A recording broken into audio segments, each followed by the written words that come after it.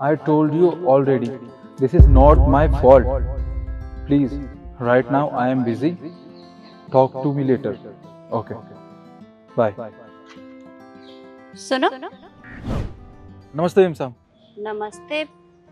तुम अभी किसी से इंग्लिश में बात कर रहे थे, उसका मतलब जानते हो? जी मेम साहब, मुझे उसका मतलब पता है, तभी तो मैं इंग्लिश में बात कर रहा था ना। तो बताओ क्या मतलब है उसका? मैम, इसका मतलब ये है कि मेरी इसमें कोई गलती नहीं है। फिलहाल मैं बिजी हूँ, मैं आपसे बाद में बात करता हूँ। अरे तुम्हें तो बहुत अच्छी इंग्लिश आती है, फिर तुम यहाँ ये गार्ड का काम क्यों कर रहे हो? और वैसे भी मैंने तुम्हें आज यहाँ पहली बार देखा है। तुम्हारी जगह तो वो रामलाल काका यहाँ पर काम करते थे, वो कहाँ गए? जी मेम साहब, आप बिल्कुल ठीक कह रही हैं। पहले जो यहाँ पे काम किया करते थे ना, वो मेरे पिताजी थे। अब उनकी जगह मैं यहाँ पे काम कर रहा हूँ। अरे मानती हूँ कि तुम यहाँ उनकी जगह काम कर रहे हो, पर तुम अच्छे खासे पढ़े लिखे लग रहे हो।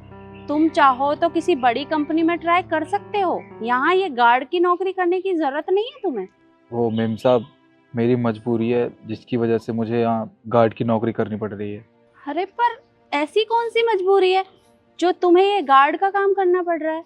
देखिए, मैं आपको बताता हूँ कि मैं यहाँ गार्ड की नौकरी कर क्यों रहा हूँ। मेम साहब, मैं पढ़ा लिखा हूँ, मैंने इंजीनियरिंग की हुई है और मैं पहले आईटी कंपनी में जॉब किया करता था as a engineer, software engineer. उसके बाद मैम, कंपनी ने अपने काफ़ी सारे एम्प्लॉयज़ को बाहर निकाल दिया।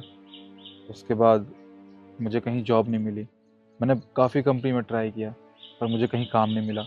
और इसी बीच मेरे पिताजी की तबीयत अचानक से ख़राब हो गई। डॉक्टर ने कहा कि उन्हें 6 महीने आराम करना पड़ेगा, वो काम नहीं कर सकते कहीं पे भी। अब घर का खर्चा भी चलाना था, पापा की दवाइयाँ, 2 छोटी बहनें, उनकी पढ़ाई का खर्चा। तो बस मेम साहब, मुझे और कोई काम नहीं मिला तो मैं उनकी जगह यहाँ काम पे आ गया। जिससे थोड़े बहुत पैसे मिलेंगे तो कम से कम घर का खर्चा तो निकल ही जाएगा। मैम, मीटिंग के लिए लेट हो रहे हैं, हम चलें? इनसे बाद में बात कर लेंगे। शिखा 5 मिनट रुको, अभी चलते हैं। देखो, अपने परिवार के बारे में सोचना बहुत अच्छी बात है। अगर तुम्हारी जगह कोई और होता तो शायद इस काम को नहीं करता, क्योंकि इतना पढ़ा लिखा होने के बाद गार्ड की नौकरी करना, लोगों को तो यही लगता है कि ये बहुत छोटा काम है और लोगों को शर्मिंदगी भी महसूस होती है।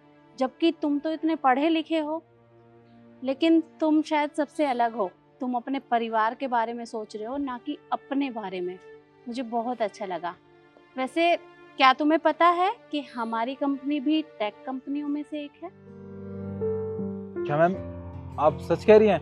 आपकी कंपनी भी टेक कंपनी है?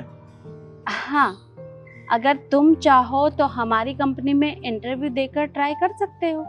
मैम, आपका बहुत बहुत धन्यवाद। आपको पता है मैम, मैंने पूरे 2 साल जॉब किया और मुझे मुझे टेक के बारे में बहुत नॉलेज है मैम।